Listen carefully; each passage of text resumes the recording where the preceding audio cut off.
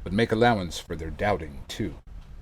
If you can wait, not be tired by waiting, or being lied about, don't deal in lies, or being hated, don't give way to hating, and yet, don't look too good, nor talk too wise. If you can dream, and not make dreams your master, if you can think, and not make thoughts your aim, if you can meet with triumph and disaster, and treat those two impostors just the same, if you can bear to hear the truth you've spoken twisted by knaves to make a trap for fools, or watch the things you gave your life to broken and stoop and build 'em up with worn-out tools, if you can make one heap of all your winnings and risk it on one turn of pitch and toss, and lose, and start again at your beginnings and never breathe a word about your loss, if you can force your heart and nerve and sinew to serve your turn long after they are gone, and so hold on when there is nothing in you except the will which says to them, hold on.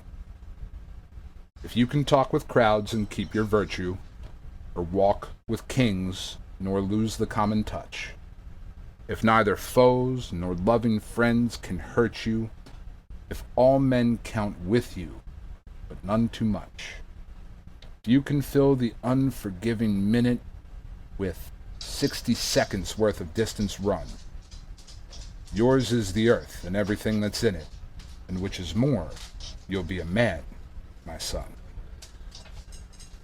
I fucking love that poem. I don't know if anybody else loves that poem, but god damn it do I love that poem. Well, I'm at a total loss. It's alright, I just read a poem for everybody. I just read If by Rudyard Kipling. Oh, nice. After, I took her out to the door humming, thinking maybe she needs to go outside because I'm not Sure. hearing anything.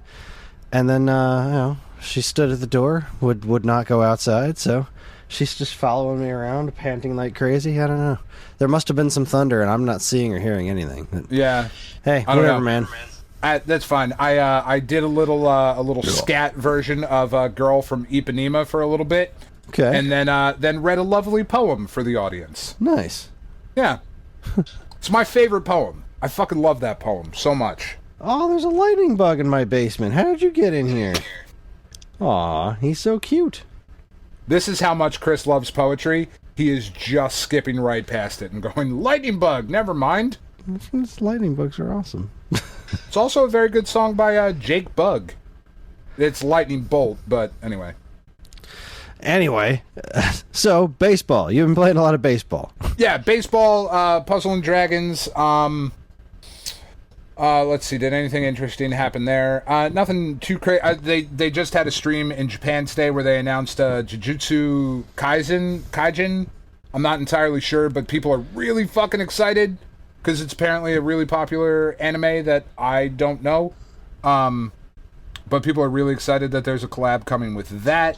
I thought maybe we were going to get the Marvel collab in North America this week for Black Widow. There is still, I suppose, a chance that it happens this week, but nothing as of yet. Samurai Showdown ended yesterday. We have a week without a collab, which has kind of not been the case for a little while. So, I don't know. Anyway. Oh, and more fucking Star Wars. Because that's our take a break game. And just making our way through there. And it's just wonderful. It's so good. I just did this whole mission on Kashyyyk, fucking climbing the life tree, and there's some really cool, but really frustrating platforming at times, and some really cool battles with fucking Darth Maul looking dudes, and the Night Sisters, and it's just a really cool game, man. I really, really like it. I'm gonna try and finish it relatively soon, because I would like to move back to other things and move on. So, we'll see. Okay. What you got? Oh, my goodness. I have plenty. Let's see. The other day, I went out to the mall to pick up my comic books and to go buy a new kiddie pool because ours finally got ripped after Right. a couple of years of use. We bought a $10 kiddie pool at the hardware store maybe like 3 years ago, and it finally bit the dust. So I mean, those things are one of the best investments you can make. they really are. Unfortunately, I had to go to Walmart to get it, so I was Yuck. and I hate going to Walmart for any reason ever, but they were the only ones that had the hard side kiddie pools. Everybody else was like, "Yeah, we got these inflatable ones." I'm like, "That'll be dead in a week." Yeah, if that. Tops. If that. Yeah. So got a hard side pool for about $14. It was a little bigger than the old one, so I didn't mind paying the $4 extra. Yeah, right. So that was pretty cool. But when I was out at the mall, I stopped at the Hallmark store and I bought the new Super Nintendo ornament. Oh, that's very exciting. It's a keepsake ornament shaped like a Super Nintendo. It's got a Super Mario World cartridge sticking out of the top of it. And it's you press the power button on it, and it plays some music and sound effects from Super Mario World. It's really quite delightful. Oh, that is wonderful. I got the NES one for my birthday from some friends of mine who gave it to me at my party, and that was really cool too because I originally wasn't going to get it because all the pictures I'd seen of it had it open, and it has like the lid open, the little flap where you put the cartridges in. Yeah. And it's got a copy of Super Mario Brothers in there. And that was the reason I didn't buy it, was because I'm me, and the font that they used on the end label for Super Mario Brothers was wrong. They had the white writing that was on the Super Mario Brothers and Duck Hunt cartridge, but this was just Super Mario Brothers written in white. Like, that's And not how what the cartridge fucking looks dare like. they? How dare they? But you can keep the lid closed. Problem solved. Problem solved. Dunzo. I love it. So that was pretty cool. Let's see. I had so I'm playing through the Ninja Gaiden Master Collection for review, and there's no way I'm going to finish all 3 games for review, and I think that's fine. I think I've actually gleaned more or less enough from. I think just spending a little bit of time with each of them is going to be enough for me to get my review written. I spent a couple hours with the first one and was rather enjoying it.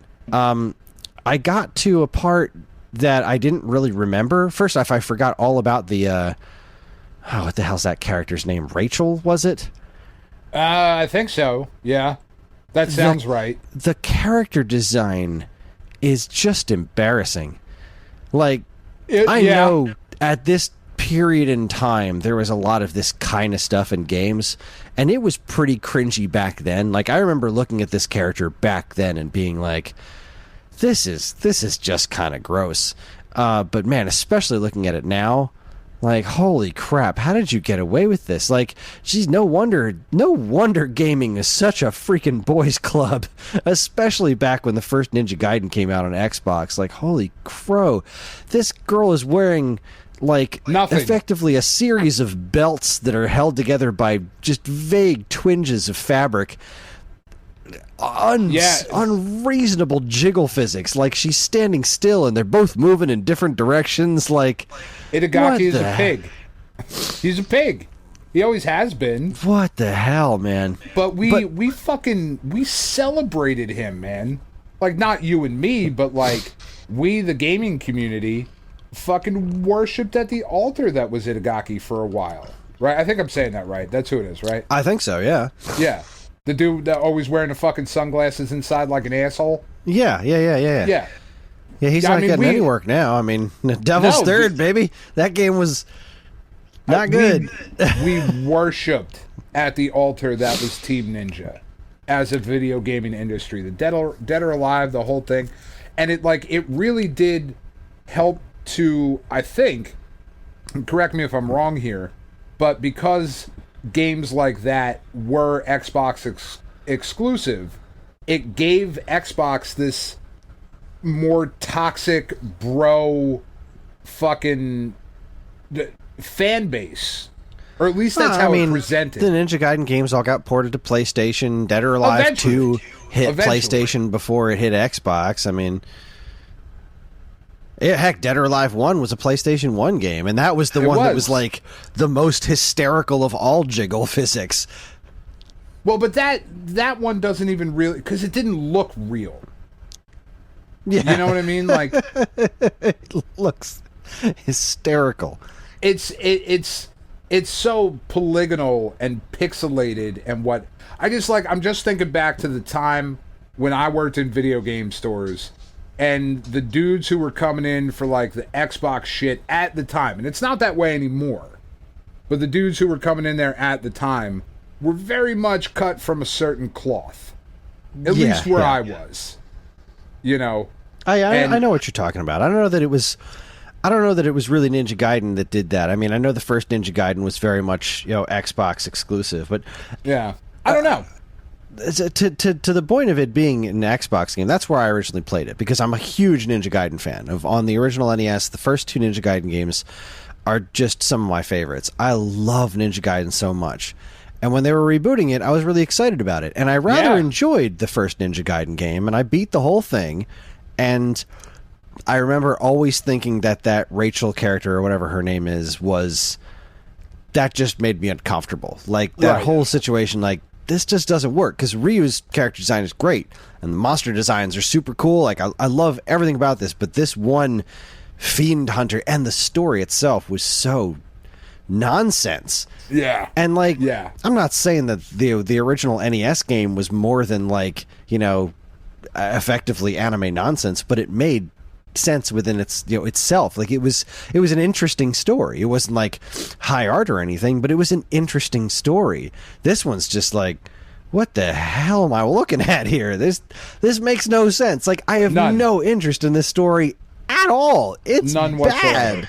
The characters are all bad, but Ryu is awesome, and boy, is that game fun to play. So I had never played Ninja Gaiden 2 or Ninja Gaiden 3 in any form, and I also had never played Ninja Gaiden Sigma before, and that's what's on the Master Collection. So I got to a point where I was playing as that Rachel character, and I didn't remember that at all, because apparently that just wasn't in the original Ninja Gaiden. That was something that they added for Sigma, is you got to do these missions where you played as Rachel. Yeah. But it was kind of pointless, because I was just playing through something that I then replayed as Ryu like immediately afterwards. Like, it just felt like filler. And had more fun as Ryu.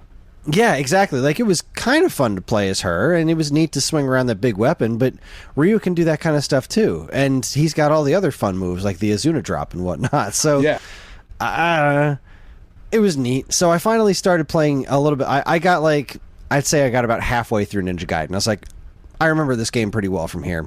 It's time for me to try the other ones, because I have a deadline coming up. So I started playing Ninja Gaiden 2, which I had never played before. And again, this is Ninja Gaiden Sigma 2. Right. So this one, I didn't realize how different this one is from the original Ninja Gaiden 2 on Xbox. It added a handful of quality of life things, which I'm still not 100% on. I don't have all the differences memorized, but the big thing that they changed was they really changed the way how gory it is. And that was one of the things I thought was like super cool about Ninja Gaiden 2 that I always wanted to play and for some reason never got around to, because I loved the first game. Right. And how the second one was just, you're just drenched in blood, and there's all this just ripping limbs off and stuff. And it's gore porn. For the most part. They tamed the hell out of that for the Sigma 2 release.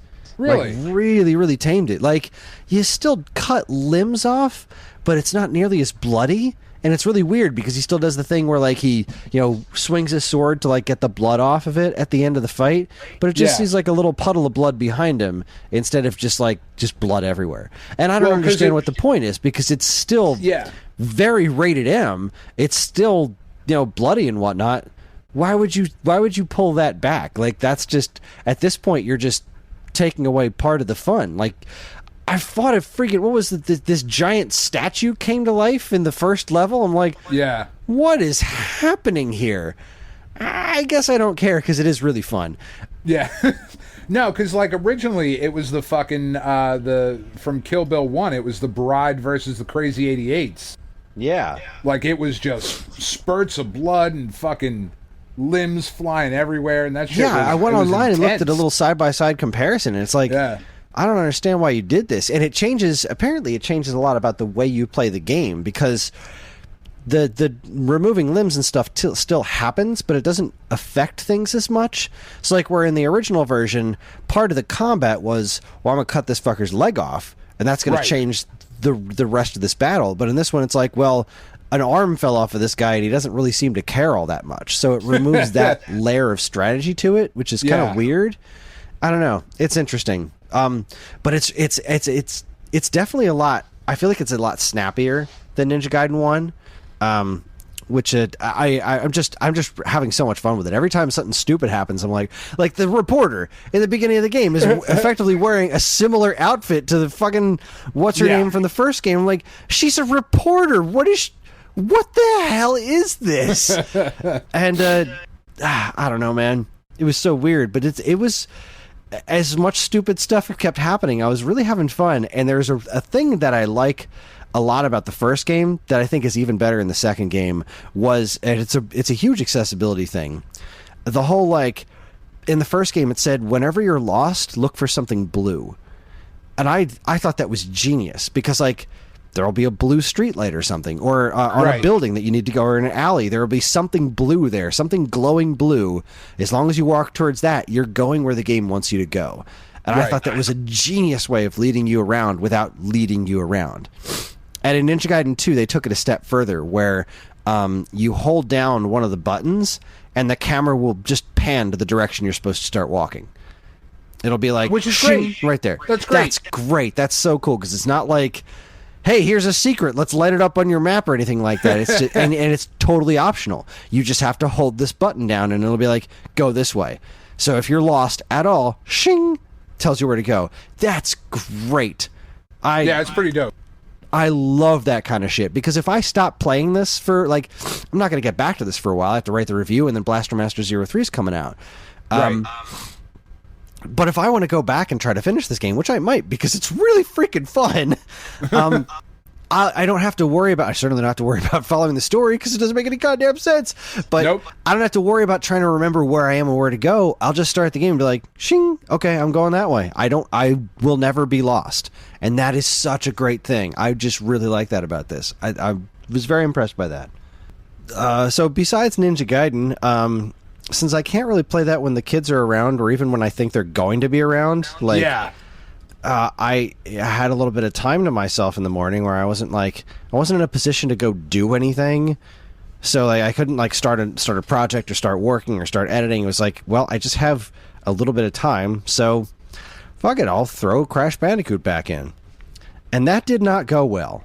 Remember how, like, I was playing the first couple, I was like, this is fine. I get it, it's nice. It's not amazing, but it's fine, and it's kind of fun. That went away quick. I got a couple, like, the next level I played, the first level I played the morning that I plugged it in was, like, I was on this little pig thing, that it was like a chasing level, and I had to, like, run away on this pig, and just the I don't know, the hitboxes and the detection of where you are on the ground, like, I couldn't figure out where I was missing certain jumps and stuff. It was just not fun. And then I got to this next level, and it was at least 3 to 4 times longer than any level I had played up to that point. And there were so many problems with the hit detection. Like, there are these turtles walking around, and I'll jump on top of them, and I'll have no idea why I died. Like, all of a sudden, I'm dead. How am I dead? I jumped on top of it before, and now I'm dead. And there was this other part with these... Oh, those turtles were pissing me off so much, because they don't make any sense. There would be 2 of them next to each other, so I'd land on one, but because I was next to the other one, it killed me? Like, I don't get it. Yeah, that's weird. It was really bad. Like, and I don't want to rag on this thing, because, you know, I try to stay positive, but it was like, this was just bad design. Like, this is not a good game. And then on top of that, these Piranha Plant ripoffs are in the game, right? They're just these plants with the big, teeth and whatnot, and they're facing you. The teeth are facing you. When you go near them, they'll go to bite you, right? But their heads are smooth and round. So I look at that thing and I say, well, clearly I can't attack it from the front, because that's where its mouth is, and that will hurt me, so I have to jump on its head. And that's what I've been doing with those plants for the entire game. But I got to a point where there's one in front of me, and I literally can't jump on its head. So after dying a handful of times, I was like, all right, fine, I'll just give this a try, like, see if I can just spin attack it in the teeth. Are you kidding me? I can attack it from the front. Why is it designed that way if I can attack it from the front? Right. makes no sense. Like that's No, that's not how you do that. That's just bad. So That's I beat weird. this super long level, and then I got to another level, and I just stopped, and I went online, and I was like, when does this? I'm seriously asking, when does this get fun? And a handful of people are like, I hate to break it to you, but Crash Bandicoot sucks. And I was like, but when I worked at Funcoland, when these games were coming out, I was informed, not like told, but I was informed regularly that these games put Mario 64 to shame. Crash Bandicoot is better than Mario 64. I heard that a lot. And look, I mean, that's weird. you know exactly how I feel about Mario 64. That game's You hate it. That game is fun to a point, but Super Mario 64 does not have this game's problems. Super Mario 64 has its own problems. It does. But they're kind of like products of, we haven't really figured out how to do this yet. When you walk towards something, like in Mario, you kind of know where you're going to land for the most part. Or like when I go to the edge of something, I know when I'm going to fall off of that edge. And that's just not the case in Crash Bandicoot. It's just not well made. How many times have I said it on this show and us talking? Like, I just don't get the Crash Bandicoot thing. I don't know how the guys who made Crash Bandicoot then went on to make Jak and Daxter, which is a series that also has its flaws. But then what they did after that, like to go to Uncharted, that's crazy. And when I think about it, Uncharted doesn't have a lot of those issues because it doesn't have a lot of those situations. It's such a different kind of game. So, the whole platforming thing, it's not really a thing, right? It's just, you're usually jumping and grabbing onto things and whatnot. Not like, here's a bunch of fish that are going to one-hit kill you, or you can't touch water, or you're instantly dead. Like, I don't know, man. I was really baffled by it, but I'm glad I've tried it. It's got a lot of the problems of that era. That weird, like, nope, you can swim in this level, but if you touch the water in this one, it kills you. You are just dead. And that was so common in games back then. Yeah. Of just the consistency was, or the inconsistency was consistent. And that's the thing. Mario got that figured out during Mario 3. Like, there was levels in Mario 1, the light blue water you couldn't swim in. And there's swimming stages, but if you fall in a pit with this light blue water, you're instantly dead. And that always bothered me as a kid, but that was gone by Super Mario 3. Right. That was a long time before Crash Bandicoot. Yeah. Regardless, I've heard Crash 2 is better than Crash 1. I'm going to try it. I'm going to try Crash 2, and I'm going to try Crash 3. I'm going to put in the time to see if either of those games clicked for me in some level. Because I will say that I do like the game's personality. Right. There are things about it that I do enjoy. And those first handful of levels that were relatively breezy, that was pretty fun. I would have played a whole game of that with, a gradual increase in difficulty. But this was just... No, this just hit me with a big fat bag of nope. And I looked it up online to see where I was, and I was about a third of the way through the game.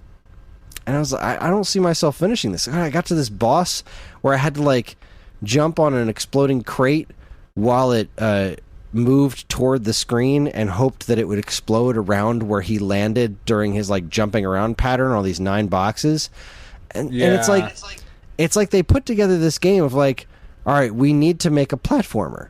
Okay. So we're going to do all these things that you can do in platformers. There's going to be this guy that, he'll push you around. He's got a shield, and he'll push you off. So you got to, figure out the right way to jump on him. And so they came up with all these ideas, but not once did anyone look at them and say, okay, but is it fun? It's they ticked all the boxes of, we've made a platformer, we gave it a fun personality, it's neat, we wrapped it up in a bow, but nobody stopped to ask if it was actually fun to play. And I'm not. I've said it over and over again, and I will continue to say it. I don't think the Crash games are all that good. I always like Spyro better. Well, I also bought the Spyro collection. I also heard that Crash 4 is really just legitimately good. So that's also part of why I want to play through these, to kind of get a little bit of a grasp on why Crash 4 is good. Like, did they take Sure. the things that work from the first 3 games and actually get it right for Crash 4? Because I think that if that's the case, then that's a really cool story. And Sure. so I'm looking forward to seeing where it goes. I didn't buy Crash 4 yet, but I will eventually. That game goes on sale a lot. Yeah. But I'm going to finish playing through these, and then I'm going to try out the Spyro ones, because I'm pretty interested in those as well. You've always spoken highly of them. I think Spyro's a neat-looking character, so I enjoy we'll them. see. They're not great, but I enjoy them. You know, they're fun little romps. That's what I'm looking for. I'm not looking for the next, Mario Galaxy that's going to, like, knock my socks off, but that would be pretty fun to have a nice little Purple Dragon game to play with the kids. I think they'd enjoy it. So yeah, I definitely think the kids would like it a lot. There's nothing even close to like anything convoluted or whatever. It is just a straightforward, I gotta go rescue some shit. Like that's it.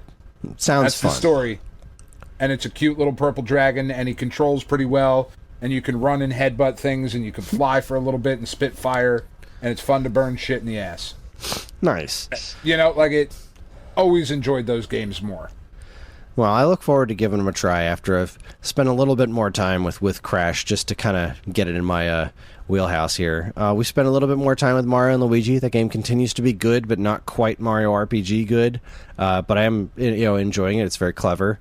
Clubhouse games made a weird resurgence in this house. That's always neat to see when stuff like that happens. The kids are just like, no, I want to play some Mancala. Okay, all right. All right. Sure.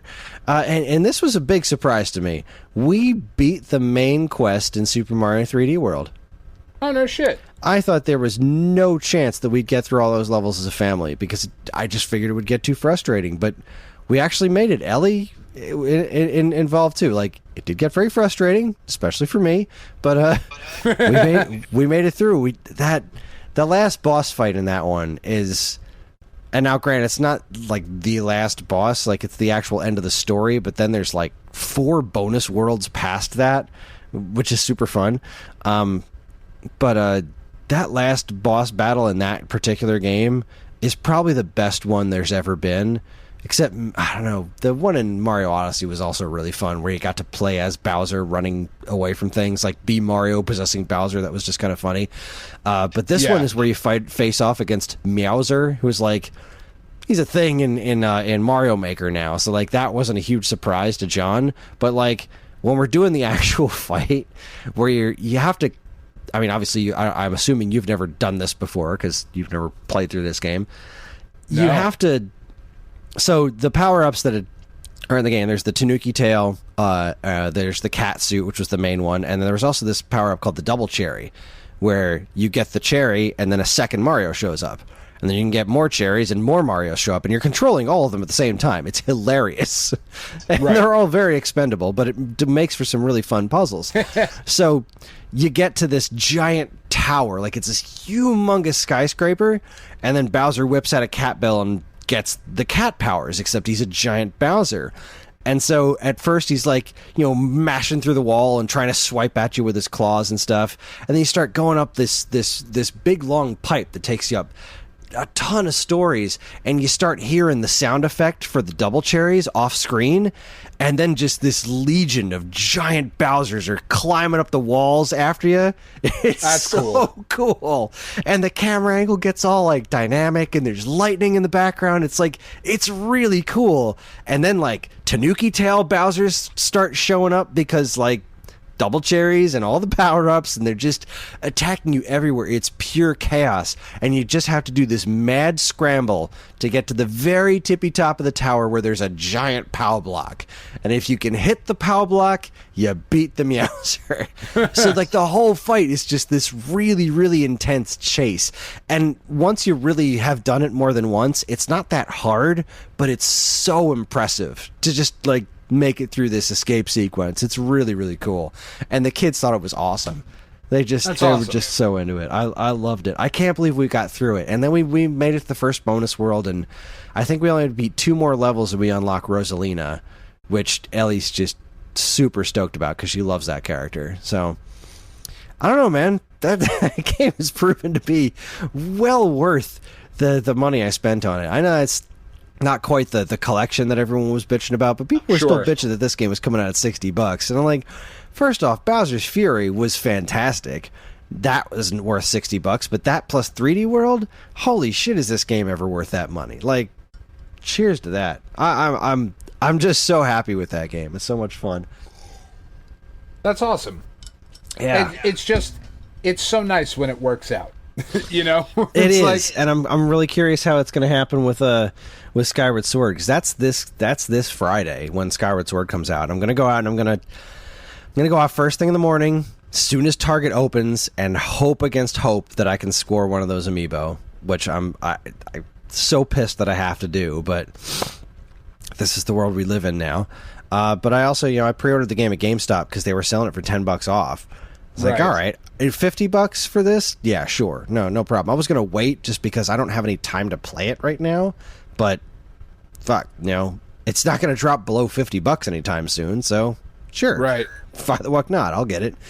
So that's happening this weekend. And I've also, through all of this, I have yet to be able to convince myself to play more Federation Force.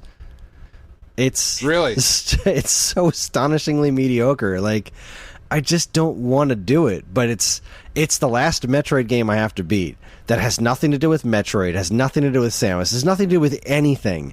But it's technically a Metroid game. It's the only one I've never finished. I gotta do it before the anniversary. Like, that's my mission, to get this done before the beginning of August. But God, I just don't see myself doing it. I just don't have the time. I just don't wanna. Right, I got to finish reviewing the Ninja Gaiden games. I got the review for for Blaster Master 03. We're interviewing. We're doing some cool interviews and stuff for the new issue of Nintendo Force. Like, I got a lot on my plate, and playing this, I don't want to be mad at the game. Like, it's not bad. It's really not bad. It's just like so fine. So there. It's just, it exists.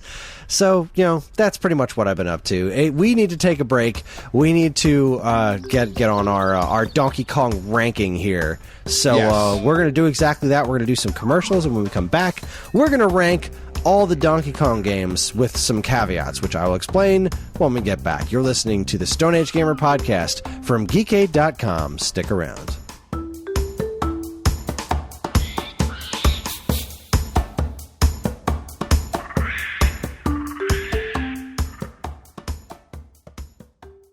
And now, here's a quick look at some of the other original content available now from our partners and Geekade.com. First up, Geekade. That's us. We've got a brand new podcast. Papa's got a brand new bag. Well, actually, it's an old podcast, so it's an old bag. But it's new to us, so it's a new bag to us. I feel like this metaphor is struggling. Actually, see, here's the thing. If I'm being totally honest, we already knew about this podcast, having guested on the show before, but it's newly affiliated with Geekade. How about that? Yes, the NES podcast is now an official member of the Geekade Podcast Network with all podcast. Of the benefits. The Super NES podcast. What did I say? You just said the NES podcast. The Super NES podcast. That's what I said. Chris, don't you ever fucking correct me again. I'm never wrong! I'm never wrong. The SNES podcast is now an official member of the Geekade Podcast Network, and wouldn't you know, their first new episode with us features the incomparable sex pot that is Ferg. Now, I have made it very, very clear the feelings that I have for Ferg. So this episode is a very clear winner in my book. And Soulblazer and Joe had a ball talking to him about one of his favorite Super NES games. Don't you dare, Chris. World Smash Ball. Discover the delicious, sexy combination of Ferg and Sanrio in the SNES podcast episode 166, World Smash Ball with Ferg. Yeah, I wrote that specifically for you. The fucking Ferg problems I've been having. You got some serious ass Ferg problems. I do! All day on my mind. I love that guy. Next, are you tired of hearing about the Intellivision Amico? Boy, of course you aren't. Am I? Oh, I'm not. No. No, you're not. None of us are. Why would you be?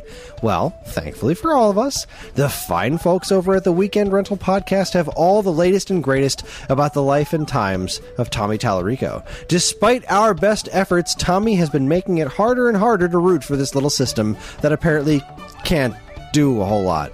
But how does the rental crew feel about the situation? Plus, Luca on Disney Plus, a complete home takeover of Pokemon Snap, and more. Don't miss Weekend Rental, episode 103, The Gamers Snap Out of It. I honestly don't know how much of that episode is about Amico, because there was like just a brief mention of it in the episode description, and I haven't listened to it yet. So if it's not all about the Amico, I don't know, blame them. But yeah, obviously, don't blame us for not doing our homework. Finally, my air conditioning was broken. It was hot. I was very hot. If you're anything like me, and honestly, if you're going to follow one of the two of us, it should be me. Definitely. Clearly. You like to spend your summer days dressed as a genderless purple jester and help children have good dreams. I mean, who doesn't? Right? Am I right? Right. I'm right. Yeah, absolutely. 100%. On a completely unrelated note, nothing, just, Nights into Dreams for Sega Saturn is celebrating its 25th anniversary. So Matt and Kris, that guy over there, he spent some quality time with its CD quality soundtrack. Smooth vibes were experienced, as well as a ton of fun, because Nights, pretty fucking cool. For some reason, even in this script, can't not type Nights as N capital I lowercase G capital H capital T capital S capital what? Loser. Anyway, you should still give a listen to way back episode 132, Nights into Dream. Yeah, I wrote it that way because I realized even I was pissing myself off with that. But I couldn't not write it like that. That's how it's written. It's how it's written. It's just like GameCube. I always have, or PlayStation. I can't write PlayStation. I have to capitalize the S. Yeah, I know. And like, if it is how would you... Because, like, capital doesn't really change the emphasis or anything. Yeah. I don't know. Yeah. At least it's not Kniggets. And yet, I won't end with the ellipses after dreams. That's where I draw the line. It's Nights in the Dreams, and that's it. I'll do the weirdo capitalization thing. I will not write the ellipses. Whatever. For all this great content and more from us and our partners, be sure to keep your eyes on geekade.com.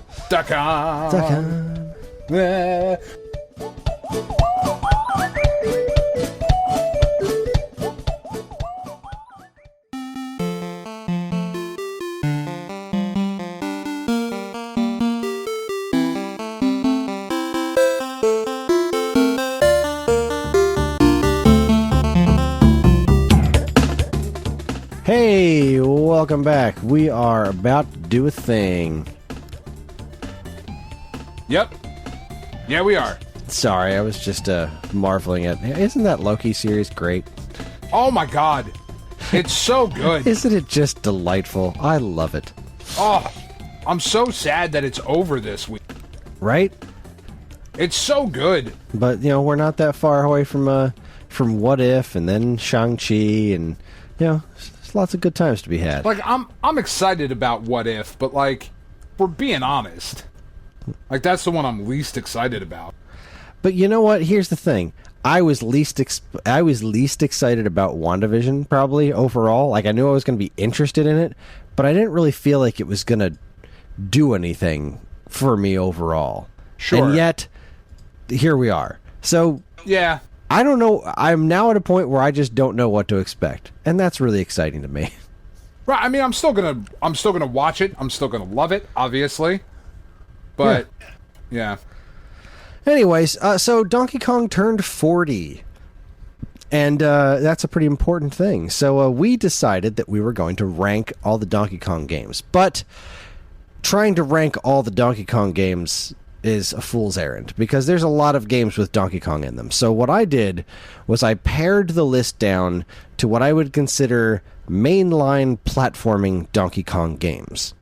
So whereas we will include something like Donkey Kong 94, for example, or even Mario versus Donkey Kong, once you get into March of the Minis, that becomes more of a puzzle offshoot. So it's no longer what it once was. So therefore, we would be covering stuff like Mario vs. Donkey Kong, but we won't be covering any of the Mario vs. Donkey Kong Minis sequels. Right. Same thing as like we're ranking the arcade version of Donkey Kong, not the NES version, the Intellivision version, the 2600 version, whatever, because those are all versions of that game. However, we will be ranking the Donkey Kong Game & Watch game because that is actually a different game than the arcade game of Donkey Kong. See what I mean? So, and also just ranking every version of the original Donkey Kong is fucking pedantic and boring. Yeah. I almost said, "Yay, we should do that as an episode itself," but then I realized that would be boring. So, oh my god, I would not have agreed to that. I really don't know what to expect out of this one. Me neither. This is going to be a really interesting set of conversations. So, let's get to work. We're going to do this the way we did the Legend of Zelda games. We're just going to break it down game by game and put them in order as we see fit for our definitive list that is definitive. This is it. Are you taking notes? Yes. Okay, then I will exit out of this document. Okay. First off, Donkey Kong. Donkey Kong. Now, this is the baseline. This is the beginning point. This is the 1981 release that we're all celebrating here. And, I mean, it's a wonderful game. We all know this. Hold on a second. Yeah, where'd you go? No, I'm right here. All right, anyway. All right, so, Donkey Kong. Obviously, that's where we're starting. It's an ancient masterpiece. It's still fun to play today. In fact, on Donkey Kong's birthday, I went to my wonderful arcade cabinet and I played a whole bunch of Donkey Kong, and it was a lot of fun. It's so good. It's just so good, and that opening music, right? Mm-hmm. Yeah. Oh, it's so fucking dope. I love it. Boot doo doo, boot doo doo doo. Yeah, it's got all the hallmarks of a great arcade classic. It's super hard. Yeah, it really is. That was pretty fun. There was a there was a kid. There was another kid here.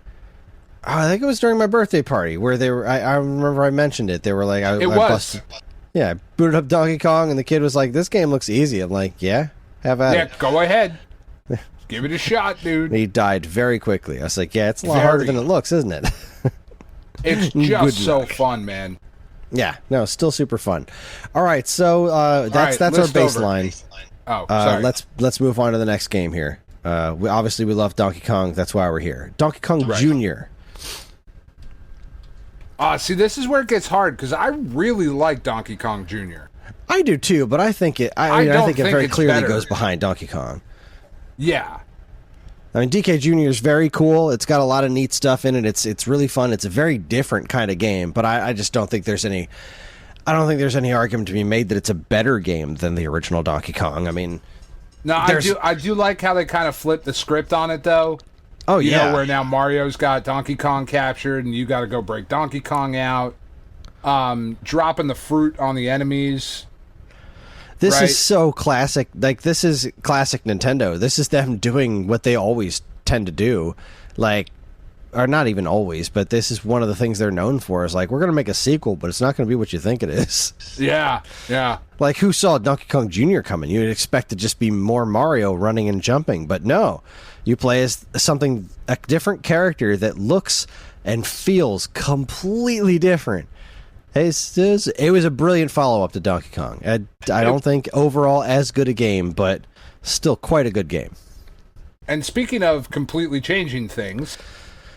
Donkey Kong 3! Completely different! Yeah, this is basically a shooter. Yeah. And it's okay. I mean, I'll always love this game to a degree. Like, I'm always fascinated by it. I mean, I'm terrible at it. It's an incredibly stressful game, and nowhere near as good as DK or DK Jr. It's not even in the same ballpark. It really isn't. I mean, they made a game about spraying him in the crotch with bug spray. Yeah. Like, what a strange thing. This might end up pretty low on the list. Yeah, I would imagine it. I would imagine that's the case. Yeah, right. So I don't know what else to say about Donkey Kong 3. It's a cool game. It's an interesting game.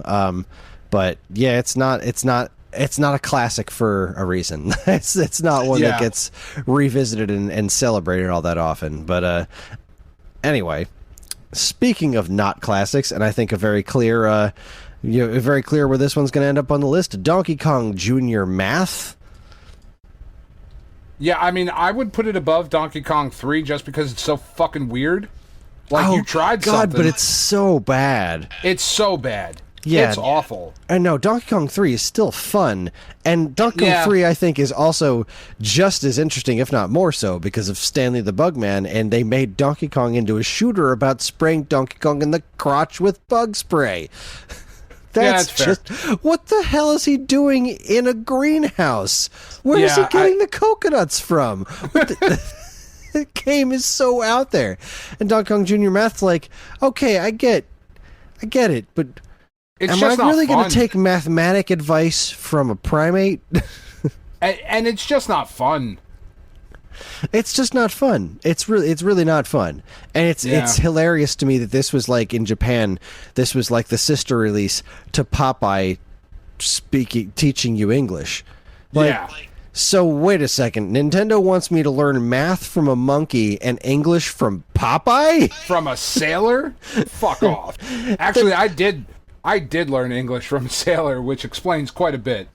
Yeah, but not Popeye, because then you'd always be like, like Popeye barely speaks English. The hell is this property? I only don't do that on the show, Chris. I do that constantly in real life. Yeah, no, you're right. This game sucks. It's on the bottom. And like I probably shouldn't have included it, but it just kind of seemed just barely offshoot enough.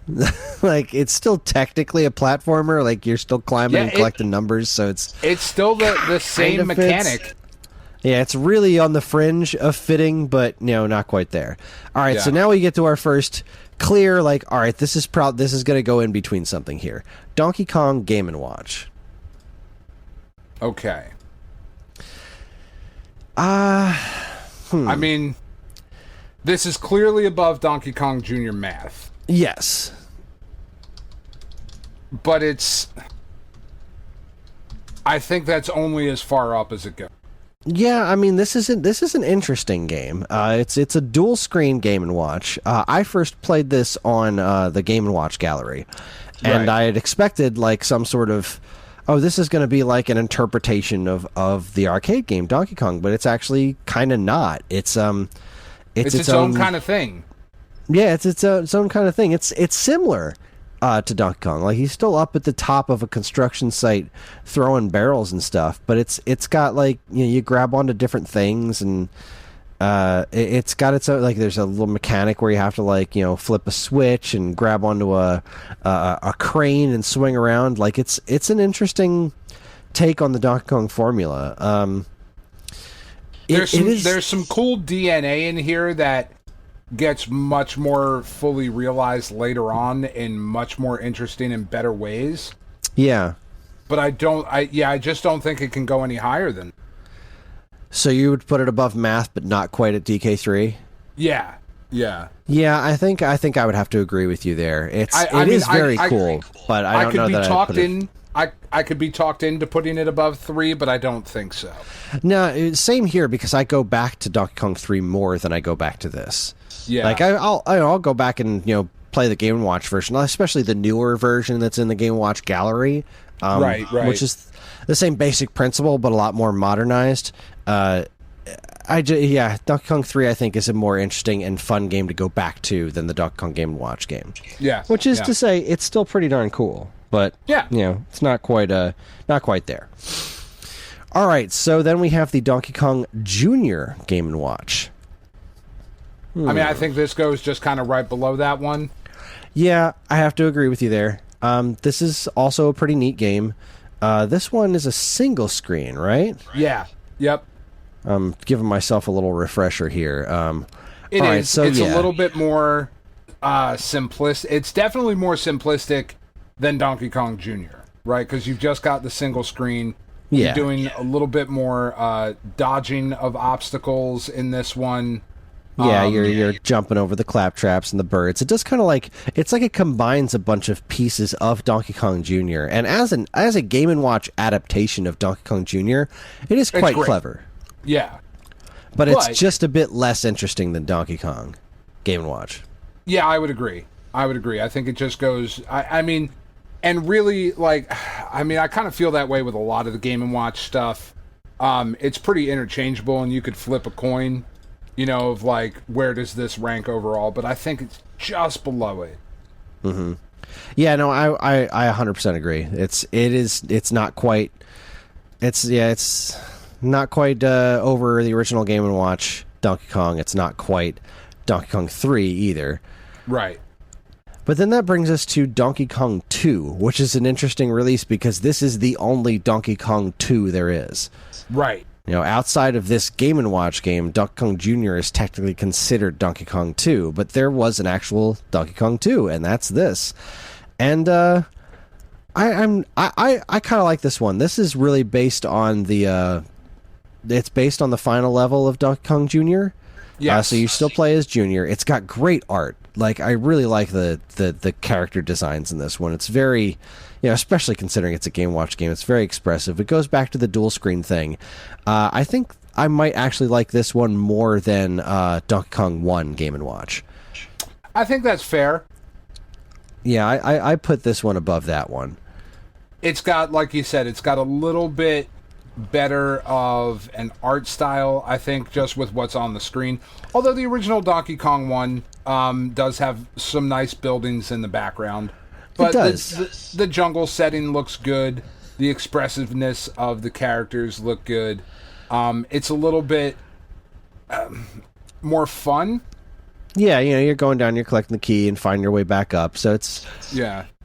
I think this was a very successful follow-up, and unlike the arcade games, this one really does kind of... I think it just ups the ante of what the original one was trying to do, and does a little bit better. So it's like it's taking everything that worked about the Donkey Kong and Donkey Kong Jr. Game & Watch games and kind of putting them together into something that is greater than the two that came before it. Yeah. So now we have Donkey Kong 3 for Game & Watch. This one's interesting. This is one that I actually own. As a physical thing, this thing's awesome. Like, it just is a physical Game & Watch game, because this is one of the ones that has the controllers. This is the two-player one? Yeah, so this has two little corded controllers that come out of it, almost like a Nintendo Switch, which is really kind of neat to see that Switch DNA going all the way back to something like the Game & Watch. Like, yeah. The Nintendo just never gets rid of ideas. They just hang really on to them forever. As far as the actual game, though, I've not really played much of it because it is two-player. It's a neat adaptation because it is still kind of a shooter, but instead of it being like Donkey Kong's also got bug spray now. Right. So it's like you're on either side and you're trying to like spray Stanley on one side or Donkey Kong on the other side. With the bug spray. And there's also bugs floating around, and I think there's bombs involved somehow.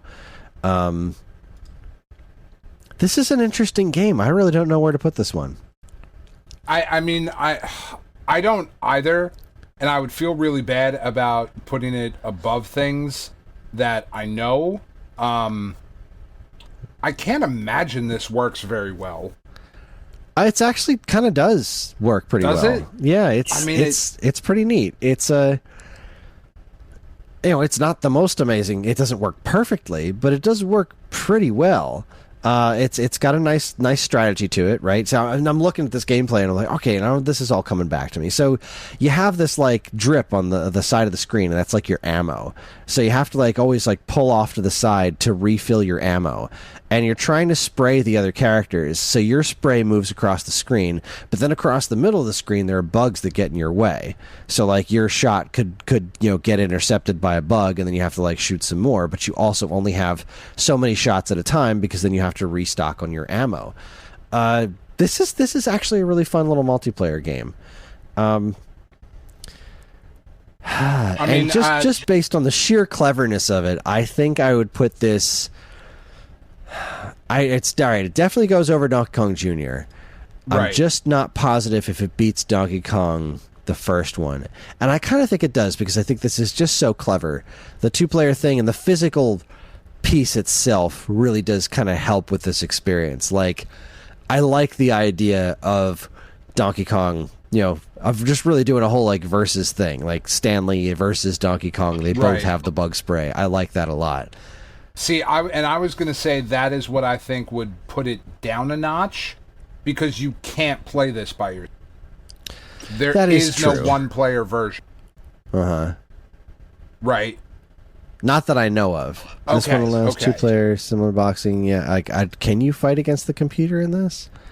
So if there's no versus CPU, if it's all PvP, and you don't have somebody to play it with, then it's cool that you have it, but I don't know, I think that would take it down a notch and put it below the Donkey Kong Game & Watch. But I have not played it, so I will defer to you. I could go either way on that. God, I wish I could remember if he could play. Like, it's sitting right over there, but I don't have any batteries in it. Like, I have it out right now because I'm doing something with all my Donkey Kong stuff tomorrow, but I just... Yeah. I want to put it above the original Donkey Kong only mostly because of the controllers and because of how much fun it is in multiplayer. Like, it's not a masterpiece, but it is pretty darn fun. Yeah, I mean, that I just got to be honest, that is not a hill I'm going to die on. So... Fair enough. You put it where it's got to go. Yeah, there. It's. I just still don't think it tops Donkey Kong 2 in overall fun factor, especially because the lack of the, it's so multiplayer focused. But the fact that it's got the built-in controllers, that's a pretty neat thing. Cool. All right, next up on the list, Donkey Kong 94. I think there's no question that belongs right at the top of the list. Yep, no question. Yep. At this point, right at the top of the list. And I don't know that there are a ton of things that are going to unseat it. I know there's going to be a conversation in a little bit, but god damn it, this game is fucking great. It's great. Yeah. Couldn't agree more. We talked about this a lot on our Game Boy episode, so we don't really need to get into it too much. But this game's an absolute masterpiece. It's still fun to play today. It looks great. It sounds great. Plays great. It's just it's a tremendous follow up to Donkey Kong. It's great in every way. Is this on the Virtual Console as well? This can be bought on the 3DS Virtual Console, yes. I thought so, yeah. This is, I think, the next one I'm going to get when I finish Miss and Mom. That is a solid plan. Man, it's just so good. So this next one's a real surprise to me. There was a Donkey Kong Nelsonic Game Watch, and it's actually based on Donkey Kong 94. Yeah.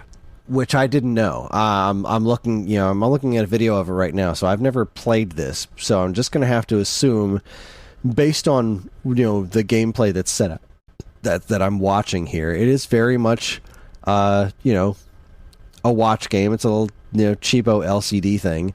Yeah. It certainly is neat that it's based off of this one. It's got the same artwork on the outside. The same kind of like the Donkey Kong sprite is very much based off the one in the Game Boy game. It looks fine. Yeah, no, it looks great. The backgrounds look great.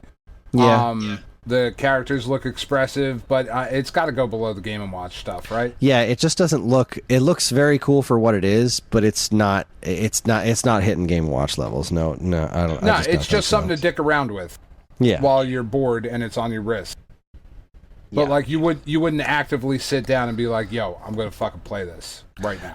But it's still better than Donkey Kong Jr. Mass. Yep. 100%. Okay, now we get Mario versus Donkey Kong. So This was talk to me about this one because I don't know. Oh, so this was a direct sequel to Donkey Kong 94. Yeah. And it follows up on it. Gameplay wise, it's a very similar situation. Find a key, get to a door. Right? Is it finding a key or is it hitting switches? I don't remember. It's a key. It's good. I don't like the way it looks. Yeah, it's got that kind of pre-rendered look. It's got an odd look to it. It's got a very strange feel to it. I feel like it's I don't know. I was always left a little uneasy with the overall look of this game. I like the sound of it a lot. Yeah. There are a lot of funny little Donkey Kong sound effects and stuff for him, moving around and saying, I remember a lot of the sounds in this game. I did never finish this one. It doesn't have the same charm as Donkey Kong 94, you know what I mean? It doesn't, right? I was just going to say that. Like, I never felt compelled to keep progressing in this one. Yeah, it's definitely missing something. It's still good, but it's missing good. Something. I would put it below Junior, but above 3. Below Junior, but above 3. Yes. Yes. Like, Donkey Kong Jr. is a considerably more simple game, obviously, but it's also it's the kind of game I go back to more. Donkey Kong Jr. is really, really fun on a very base level, whereas Donkey Kong 3 is where it is. Donkey Kong 3 is more interesting than it is fun, whereas Mario vs. Donkey Kong is a very solid game. It's just not quite there's no reason to play this when Donkey Kong 94 exists, is kind of how I feel about it. Yeah, I would agree. For me, it really comes down to the way it looks.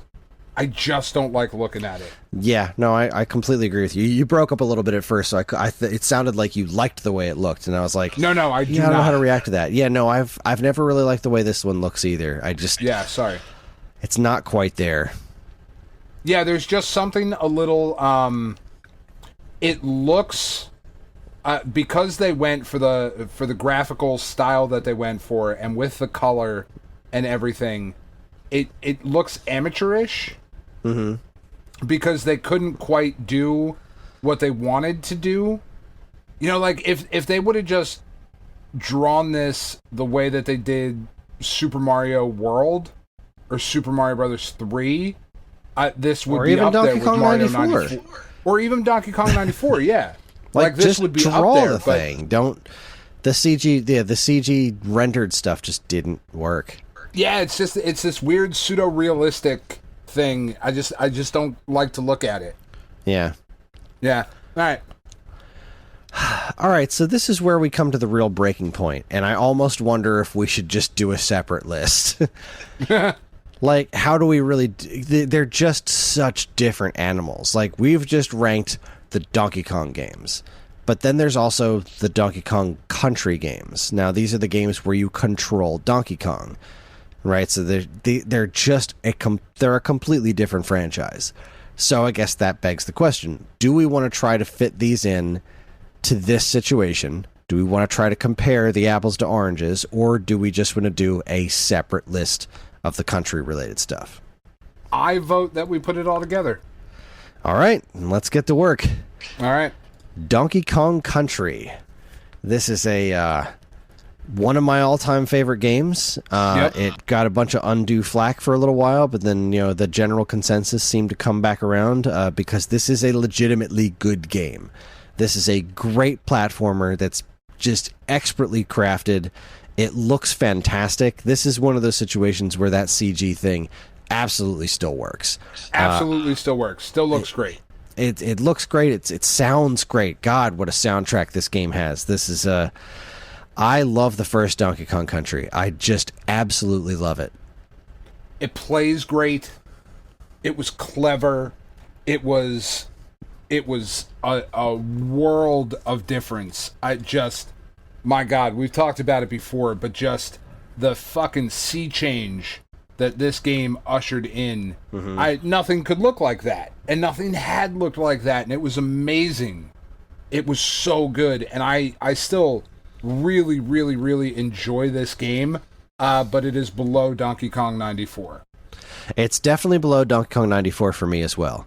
Donkey Kong 94 is just so freaking clever, and Donkey Kong Country, like, just as a personal obsession, was like, yeah, what a thing. And I feel like it's not that below Donkey Kong 94. And you know what? I almost have a hard time putting it below it because I've beaten Donkey Kong Country more than I've beaten Donkey Kong 94, but not a lot more. Because I've definitely gone back to Country more recently, but that's more because it's a game that I can play on my TV, and I like the soundtrack better. Whereas if Donkey Kong 94 I would argue that it's easier to play Country that it's more, not easier, it's more convenient to play Country than it is to play 94?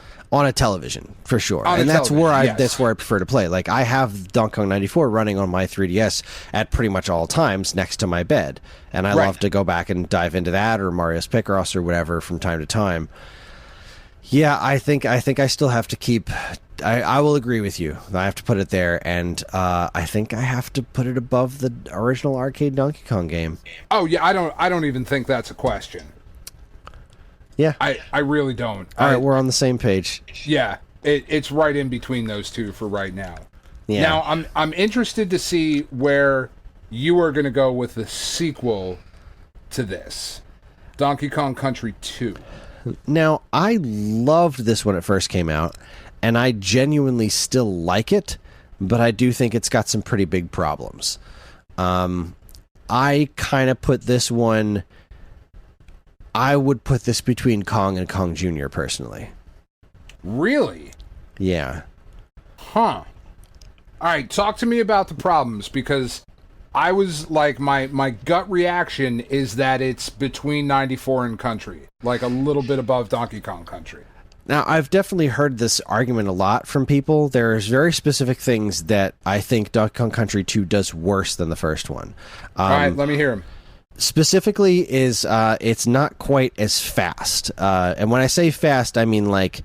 So in Donkey Kong Country, when you jump into a barrel, the barrel blasting was one of my favorite things in Donkey Kong Country. It was such a cool mechanic. The barrel blasting itself is not as responsive. When you press a button, when you land in that barrel and you press a button in Donkey Kong Country, it is instantaneous. You press the button, you're launching out of it. Right. There is a pause when you get into a barrel in Donkey Kong Country 2.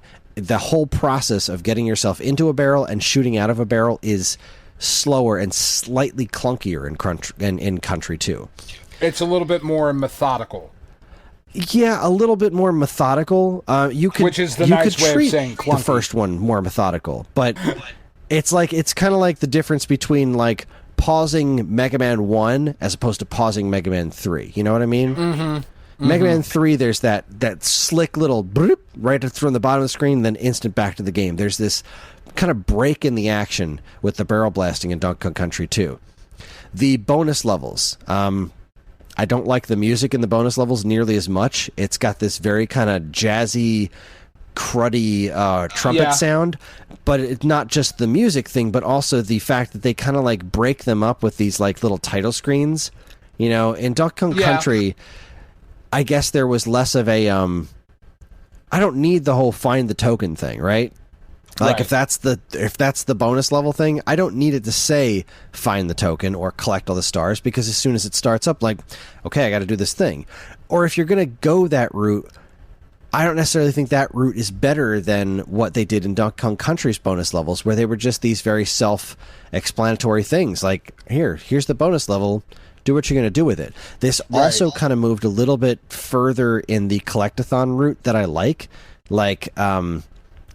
finding the giant DK coins, finding get the way that levels end, and you have to like find a way to get to the barrel that shoots you to hit the target hard enough to get the special item that's on the little flagpole-y looking thing. Like, it's neat, but I kind of preferred a little bit more where there was just kind of an end to the level. The actual places you go in this game, I don't find quite as fun or quite as interesting. Like the roller coaster stage is just a pain in the ass. When you're being chased by the ghost thing in the roller coaster stage, like that kind of stopped being fun. Like it just became a bit more frustrating. And finding all the DK coins so you could get to the secret world, which was super hard, and then you can actually do the real final fight against Captain K. Rool, and Donkey Kong comes out and punches him through the ceiling. And then there's also the fact that you can't play as Donkey Kong, which I love Diddy Kong, I love Dixie Kong, but I missed playing as Donkey Kong. Like, Dixie and Diddy were very different characters, but they weren't as different as Donkey and Diddy, because there was a considerable weight difference there. And I think that was something that was fixed later when you played like the Tropical Freeze games or whatever, the Country Returns, where you added the Dixie Kong character and stuff as an augmentation to Donkey Kong, like for having different abilities. Whereas like I don't know, Diddy and Dixie didn't feel different enough. I never wanted to play as Diddy. Like, there was no point. I never want to play that game as Diddy because Dixie exists. And that wasn't the case in Country. Donkey and Diddy were Dixie two... really is so much better. Yeah, they were just two distinct characters. And going back and playing this game more recently, I have a harder time finishing it. And especially, like, going through the collectathon to find all the DK coins so I can get to that last boss.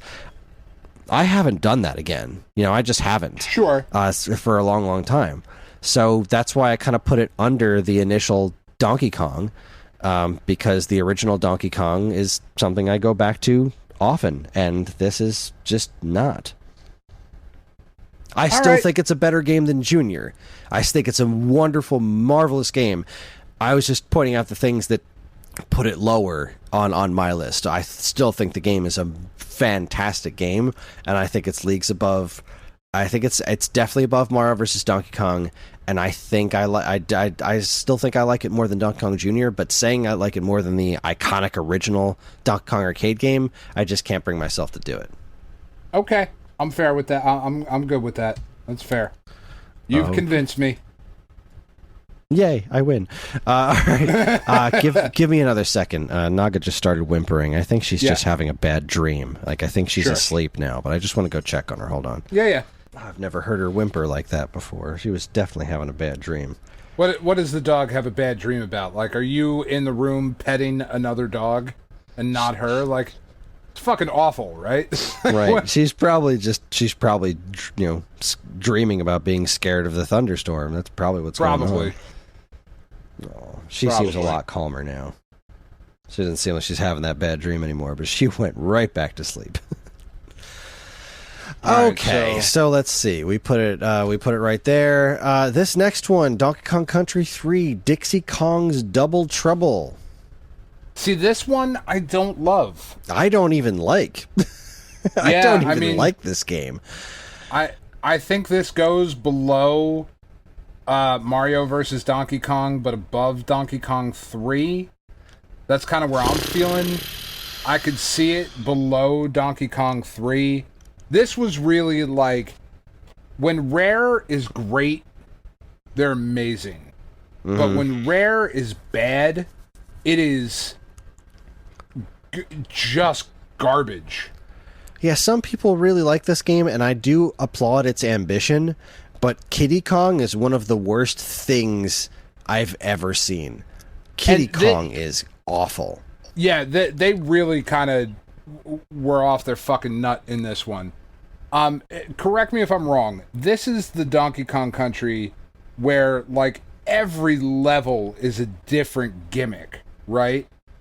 Yeah, I think so. There's like the saw blades, and I've never finished this game. It's just gimmick after game. It's almost like they tried to go back to like what they did with Battletoads, right? Of like every level is kind of fundamentally different, but it just wasn't successful, and it's just not very fun. Yeah, and that's why I honestly... below Donkey Kong 3. Yeah, that's where I put it, because at least Donkey Kong 3 has Stanley the Bugman, and I think if we're just putting weirdo Donkey Kong characters against each other, I'll pick Stanley over Kiddy Kong any day of the week. I mean, I hate Kiddy Kong. Yeah, it's just not good. I know people will disagree with us. Just by virtue of the amount of effort that went into the game, I still got to put it above the Game & Watch games. Oh, sure. But, yeah, not by a lot. Like, I actually kind of almost want to put it below some of the Game & Watch games, but I just can't, because there is stuff to really like about, this game. It's not terrible. I just don't like it very much. And Kiddy Kong is legit terrible, so... It was just, like, all the shit on the overworld map was pretty cool. Yeah, that was you neat. Could do, like... All that was fine, but then they're tracking down banana birds, and Wrinkly Kong's dead for some fucking reason. Like, but yeah, what? No, not a fan. Yeah. Speaking of not a fan, Donkey Kong 64 is up next. Man, so I really don't like this game. Yeah, same here. And I tried to I tried very hard to like this game. I put a lot of effort into trying to like this game. I got far in this game. Yeah. I never finished it, but I put hours into this game. I think it's better than Country 3, but only slightly. See, I actually disagree. Do you? Okay. And I'm going to tell you why. And it. As soon as I tell you why, it might actually click in your head, because I don't think you're thinking about this. How many different bananas there are to collect in this game? That you have to play every single stage as Donkey Kong, Diddy Kong, Trixie Kong, Lanky Kong, and Chunky Kong, and all those different Kongs have different colored bananas that only they can collect, and you have to go through all the levels as all these different characters to collect all those individual bananas, and it is tedious as hell. But the thing that really almost makes you want to put it underneath the Game & Watch games is the fucking DK rap. Yeah, that's bad. That's real bad. I hate the DK rap, and I can't even enjoy it ironically. I can't even sit back and be like, this is so bad. It's like that old Zelda rap commercial. Remember that one? Yeah. Like, I can watch that and be like, man, this is so bad, but it's kind of hilarious. This thing just, like, it makes me uncomfortable. They're all whipping out guns and stuff. Like, did we have to add gunplay to our fucking Donkey Kong game? Come on. Yeah, that's not good. Yeah, all right. No, you're right. It can't go below the Game & Watch. It just can't. Just by virtue of the fact that it was expansion pack. It was it definitely it was very ambitious. You really got to appreciate the ambition. But it's like they took everything they learned from making Banjo and Banjo-Tooie or whatever, all the Banjo games, and just went way too hard in the wrongest of directions. Because if you play just as Donkey Kong, it's all right. It's for a little bit, it's all right. It does. Yeah, but even Chunky then, Kong, it does kind of break. Lanky Kong is fucking stupid. Lanky Kong, just the character designs were thumbs down. Yeah, no, I cannot get behind Donkey Kong 64. But again, just by virtue of how much there is, it has to beat the Game & Watch games. And it does have some really good music. Like Grant Kirkhope did a great job. He's got my favorite version of that Jungle Japes theme was from Donkey Kong 64. I think he really nailed the rest of what I think that song should be. But I feel like this is the one that we're going to get a lot of pushback on. I agree. Some people really like this game, and I think those people are crazy. And I love them, and they're allowed to have differing opinions. Just like I don't begrudge anyone for loving Banjo-Kazooie. I don't like it at all. I begrudge them. I do not. You're cool with me. Hard. No, that game sucked. Now let's head into some genuinely interesting territory, because I don't know where to put this one. Donkey Kong Jungle Beat. Now, Donkey Kongo we didn't put in here because those are straight-up rhythm games. Donkey Kong Jungle Beat is the platformer that you play with the DK bongos.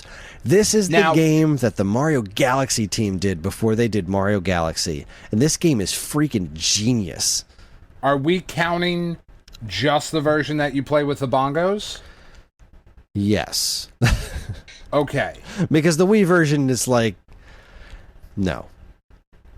I think counting the Wii version falls in the same category as counting the Atari 2600 version of Donkey Kong. So, I mean, man, I don't know if I agree with that. I'm not going to fight it too hard because it's getting late.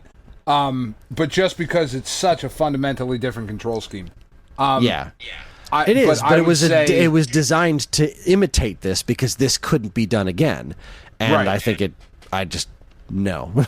I just think that gets a big fat no. Fine. Then it's like comparing the arcade version to the Intellivision version of Donkey Kong. That's more fair. Okay. I would say that this goes below Country 2, but above Junior. Yeah, I'm gonna. You nailed it. That feels right. Absolutely nailed it. Because while this game is genius in a lot of ways, it also I've never finished it.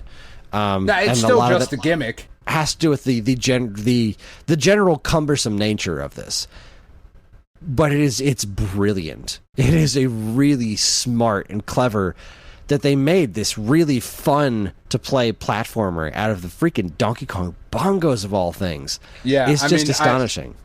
You know me, I would put Donkey Konga at the fucking very top of this list. Yeah, strapping a rocket to its ass. I love Donkey Konga's great. But Oh yeah, good call. I think that's exactly where it belongs. This is not quite Donkey Kong Country 2. Country 2, for as many issues as I have with Country 2, it is still a great game. And Jungle Beat's also great, but I don't think it quite gets there. But it does beat the DK Junior Arcade game, I think. Yeah. All right, what do we got next? Donkey Kong Land. I'm going to have a hard time placing this one because I recognize that I like this game way more than I should. Yeah, I mean, this has got to go. Again, I feel it definitely has to go above the Game & Watch games. Oh, for sure. I say it at the very least has to go above Dixie Kong's Double Trouble. It definitely goes above Donkey Kong Country 3. Yeah. I mean, the biggest problem with this one is hardware limitations, really. And this game was a bit too ambitious for the platform that it was on. But if you play it on something like a Super Game Boy, instead of playing it on an original black and white, cream spinach color, impossible to see in the dark Game Boy screen, those issues become a bit more manageable. It's got a really, really good soundtrack. It's got some very clever level design. It does have to be played more carefully than perhaps it should because of the limited screen real estate, because of the size of the sprites to make them work. But the fact that it works at all is kind of crazy impressive. And so for that, I actually put it above Mario vs. Donkey Kong, because Mario vs. Donkey Kong tried to do the CG thing on the GBA and it didn't work, whereas this one actually kind of did work, partially because of its absolutely genius story. Yeah. I'm good with that. So we're above Mario vs. Donkey Kong. Does it beat Donkey Kong Jr., though? I don't think so. Yeah, I got to agree with you. I have to agree with you. I do think it is better than Mario vs. Donkey Kong. The story alone, if any of you listeners don't know the story of Donkey Kong Land, the story of Donkey Kong Land is it is the actual sequel to Donkey Kong Country. It takes place before Diddy's Conquest. It's after the original Donkey Kong Country, where Cranky's given Donkey and Diddy crap for beating, Donkey Kong Country and being a super successful game. Like, you know what? Your game wouldn't be successful if it looked and played like crap. And they were like, all right, fine. No, we agree with you. We just disagree. We're gonna take you up on that bet. And Cranky calls up King K. Rool and says, all right, Kid, capture the banana horde again. We're going to do this again. We're going to do it on Game Boy. And they're not going to have the graphics. They're not going to have any of that stuff to rely on. It's going to be pure gameplay and see if it's still any good. That's a baller move. That is such a crazy storyline. Like, it was so meta. I loved it. Very creative game. Yeah. But if you gave me a choice, I'm playing Donkey Kong Jr. over. I agree that I should. I love this game, and a lot of it has to do with how much I love its soundtrack. But I also love that it's such an original thing. Whereas now we get to the sequels, Donkey Kong Land 2 and Land 3. They don't have that story conceit. They're basically portable versions of Donkey Kong Country 2 and 3. Now they don't repeat the levels; they repeat the level designs. So whereas Donkey Kong Land was like, we're not going to the same places. You're playing on King K. Rool's pirate ship. We're going to go to a city. We're going to go to all these new locations. Whereas Land 2 and Land 3 do mostly just repeating locations that were in their Big Brother Super NES counterparts. And to that extent, I find them considerably less interesting, because not only did they not introduce anything truly new, but they also they don't play as well. And at least Donkey Kong Land had the excuse, like, well, that's kind of the point. It doesn't play as well. Right. So we baked that in. But these ones are just, I don't know, they don't excite me the same way as they're just Land mediocre game. They're just mediocre, they're just average platformer. I would say that, and they got progressively worse. I think 3 is worse than 2. Oh, definitely. It has Kiddy Kong in it. Yeah, I would put them below 64. I'm going to put 2 below 64. I kind of want to put 3 below even lower, because it's uglier Kiddy Kong. But I don't know. I could be convinced that maybe I'm being too harsh on Land 3. I've barely played that game. I want to look at it. I want to take a look at Donkey Kong Land 3. Oh, there was a Game Boy. This had Game Boy Color enhancements, I guess, or was this just a fan thing? I don't know. All right, so I mean, it's ugly as sin. Yeah, it's not great. Oh God, Game Boy Kiddy Kong, just die in a fire. I mean, but it's still it's got to be above the Game & Watch. Does it though? I mean, is this more fun than a Game & Watch game? I don't know that. I don't know that it is. I mean, you can appreciate. I can appreciate the effort that went into it, but we're talking about a Super Nintendo game that we didn't like to begin with. And if I'm given a choice between playing this or playing Donkey Kong 2 on Game & Watch, I gotta say no. I gotta say this at least goes below Donkey Kong 2 Game & Watch. Below Donkey Kong 3 Game & Watch? No. Okay, that's fair. Yeah, that's as low as I'm willing to go on it, and maybe it's my bias towards Kiddy Kong, but yeah, I just don't think this is as fun as that. Yeah, no, that's a fair argument. All right.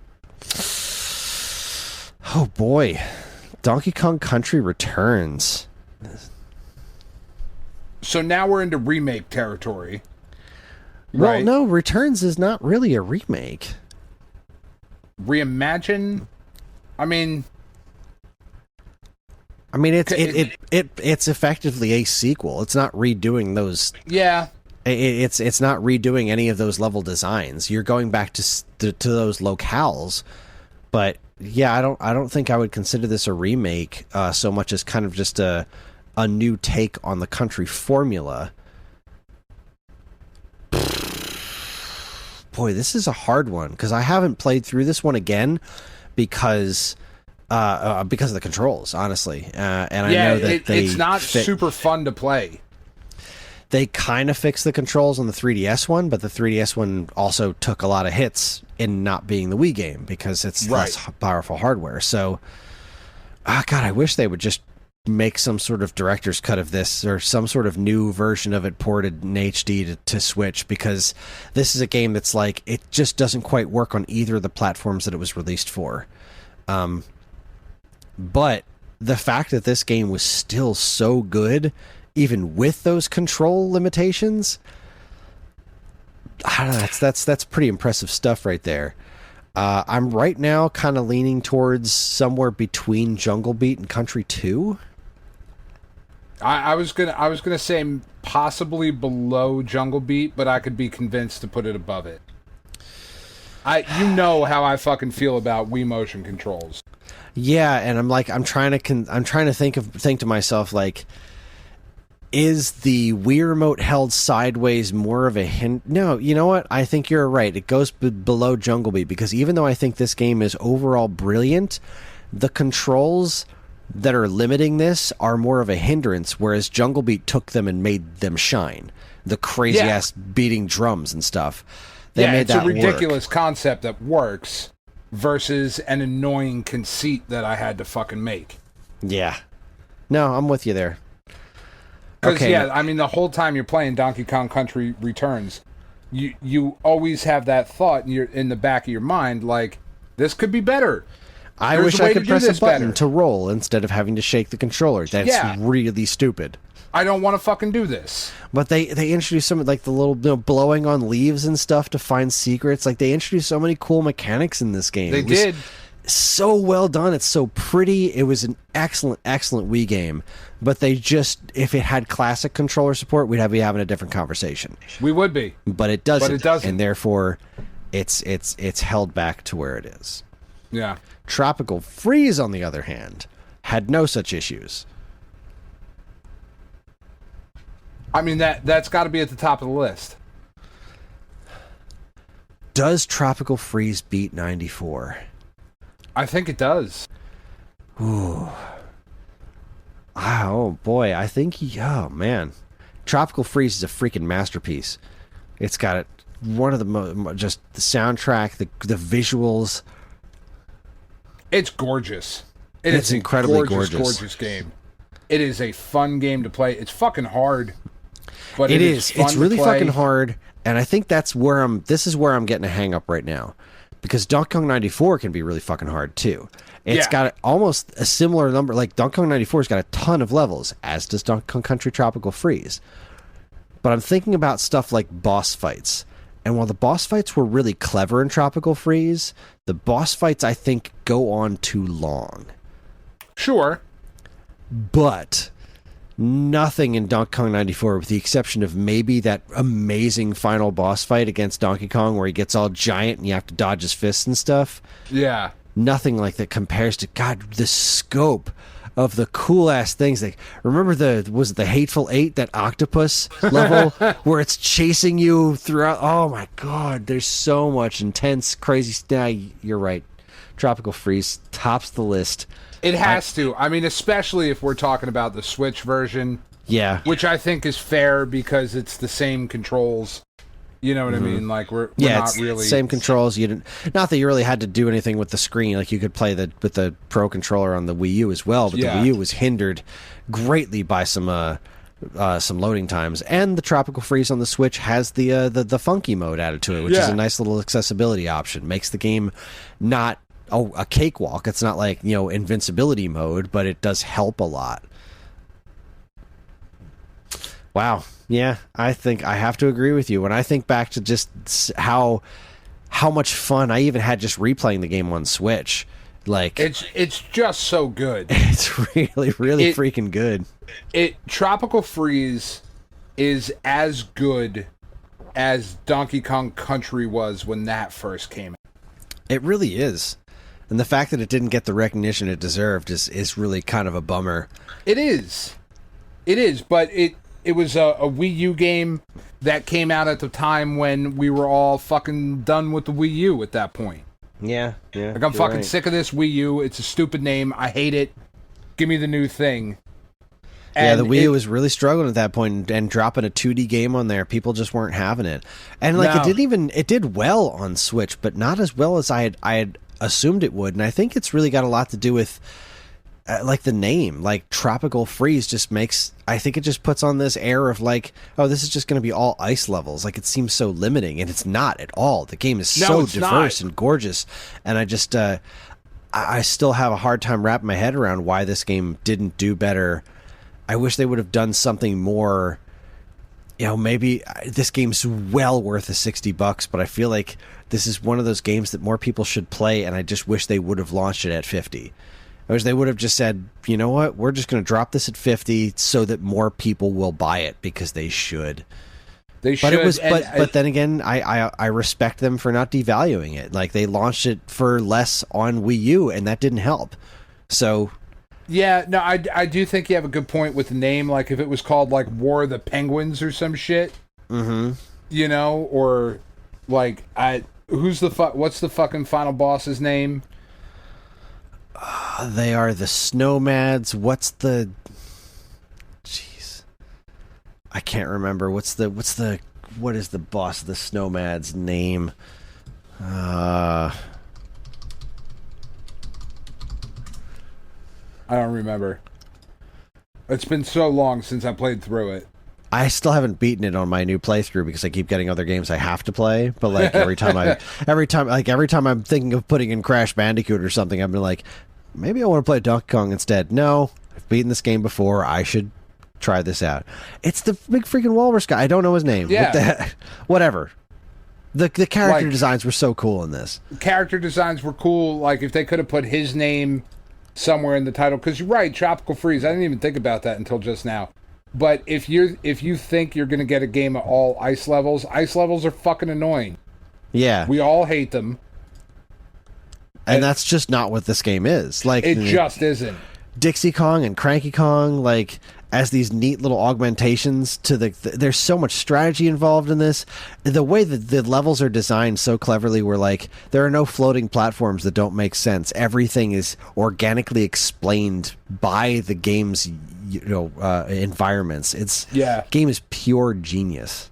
No, it really works, and they did a really good job of curtailing so many of the stupid Kongs that they had. Oh yeah, this just went back to the Donkey Kong Country Formula 1 and 2. And not messing. There's no Kiddy Kong.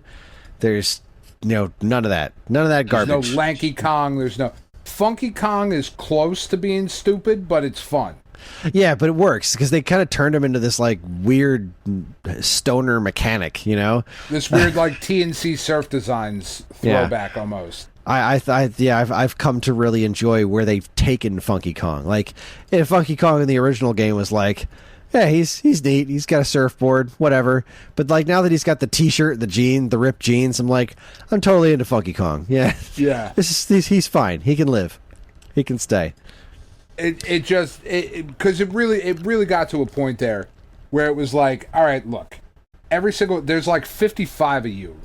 There's like 50, 60 Kongs, and it's stupid at this point. Yeah. I don't care about any of you. You're not interesting. You're derivative, childish, fucking pastiches. Swanky Kong, whatever. Lanky Kong. Yeah, stop it. Stop. No.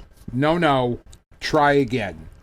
And they did, they didn't, because Rare didn't make this game. Retro made.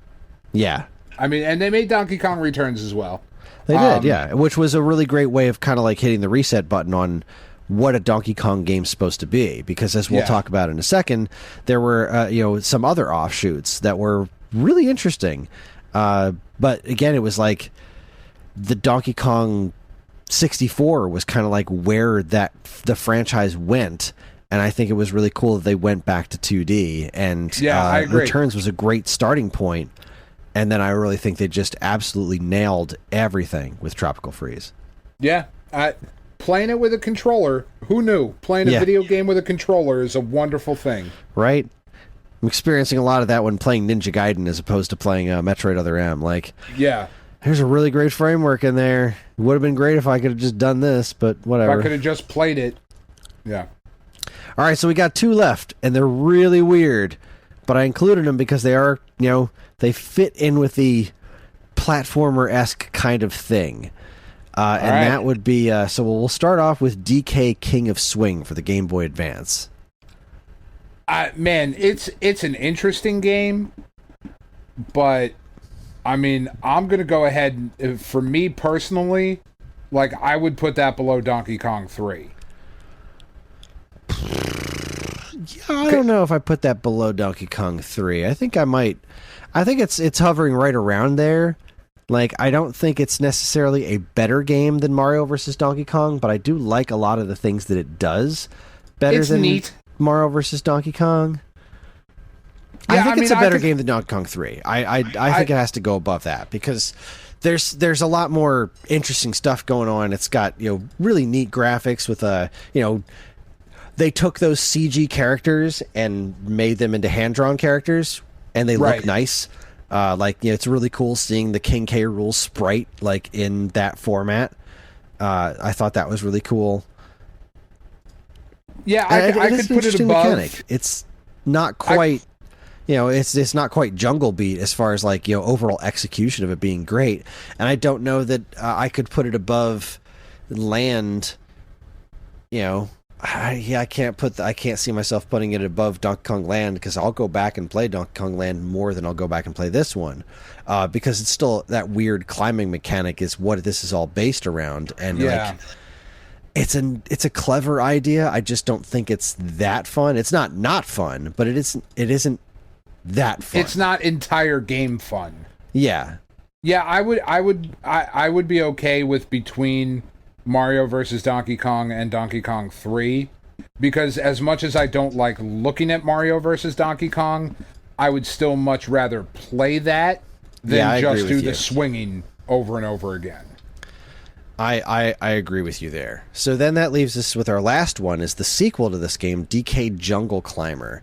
And I have almost no experience with this one. This one is it's the DS sequel. I don't think it went with more of that kind of rendered CG look. Yeah, it doesn't look as good. Yeah, it doesn't have the same cool personality, visually speaking, as the other one did. But it's it certainly doesn't look nearly as bad as Mario vs. Donkey Kong. But it is, sure. it is still this whole climbing pegs thing. I would put this one below 3. Based only on the art. I can't. I mean, not having as much information about it as I would like, it's kind of difficult for me to put it below 3. But at the same time, like, I kind of agree with you. Like, I'm just looking at it, and it's...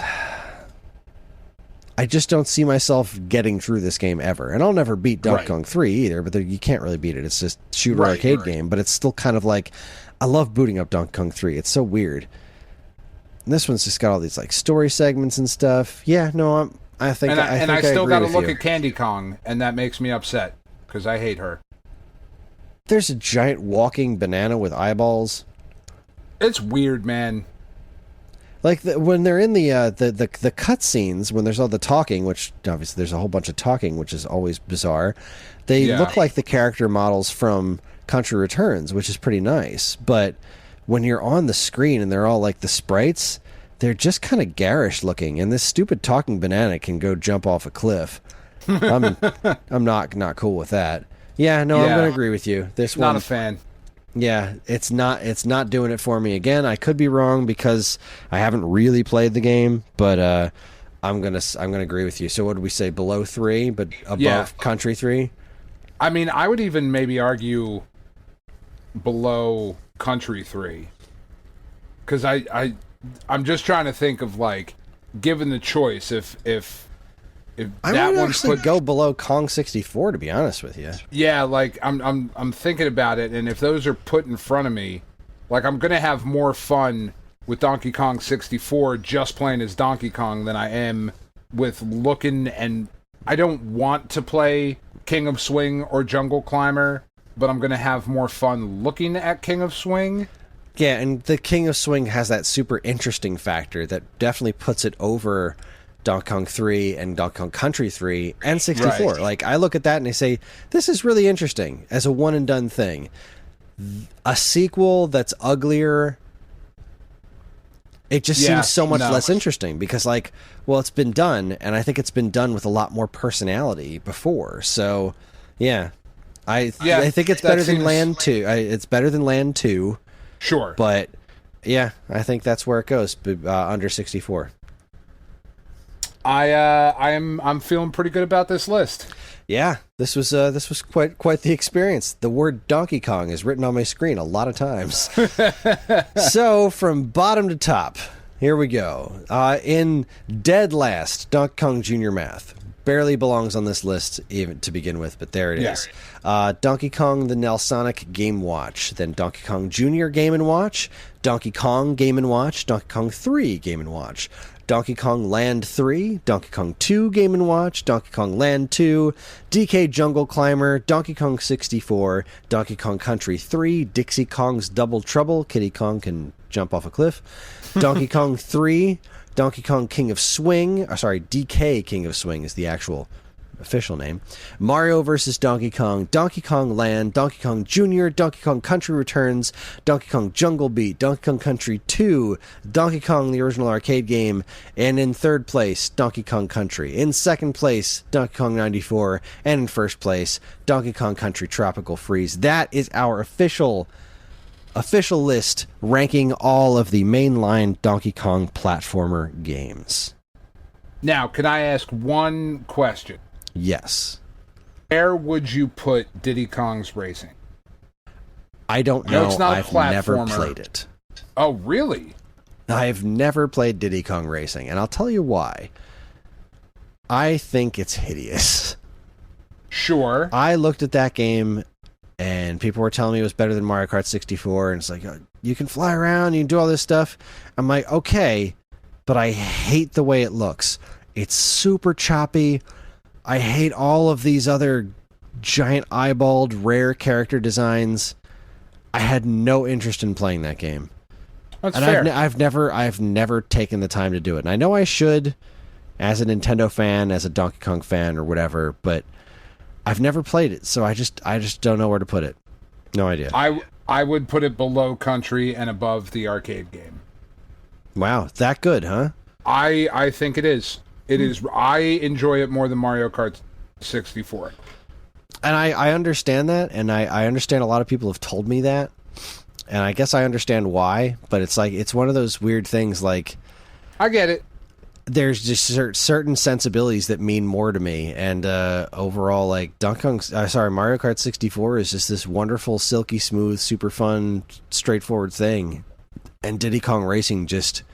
I hate the way it looks. It's like what was talking about that TV show, Sweet Tooth. Like, I loved the show, but I was never able to read the comic. I just couldn't get past the artwork. I just hated the way it looked. I get that. So, yeah. I hate Frank Whiteley's artwork. I know people keep telling me he's brilliant. I don't see it. I get it. I get it. The weird pig thing, it's weird. It's a really fun racing game, though. Really is. Well, maybe one of these days I'll get around to trying it out for real. But in the meantime, it's late. This was a long show, and it's time to wrap things up. That's going to do it for us. Join us next week for... We don't know. We have no idea. Yeah, we didn't get that far. Yeah, no clue. We'll come up with something. Join us next week for more podcast. I mean, you're going to be here anyway. Let's be honest. That's true. We're not going to sell you on sticking around if we haven't already. But this was a lot of fun. We ranked all the Donkey Kong games. I'm really looking forward to August, where we get to do this with Metroid. Ooh, that's going to be... Yeah, that's going to be interesting. Yeah, and I've been doing this with a couple of friends of mine online. We're like, all right, Loki's going to be done. Black Widow's out. How do we rank all the MCU stuff? And like, that's been a fun list to try to come up with, because we're trying to do it incorporating all the Netflix shows too, because they haven't been confirmed as non-canon. They're totally canon, but like, they no longer make sense because of the snap. Like, timeline wise, they don't fit, but they've been very, very coy about whether or not they're still canon somehow. So who knows? Either way, we're ranking them like each season is its own entry, kind of a thing. But even then, that's really hard to figure because they're so different, and it's been so long since I've seen some of them. So I don't know. Yeah, that's fun.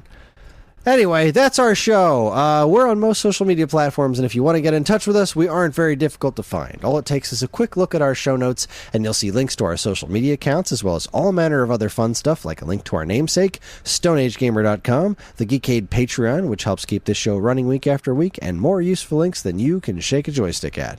This show's theme song, Squared Roots, was written by Banjo Guy Ollie. You can learn all about his wonderful music and more by following the link to his YouTube channel, also in the show notes. And finally, as always, we'd also like to thank our intrepid editor, Evan, for making this show listenable for all you folks. I'd like to thank all you folks for listening in the first place. That's it. On behalf of Dan and myself, keep playing games.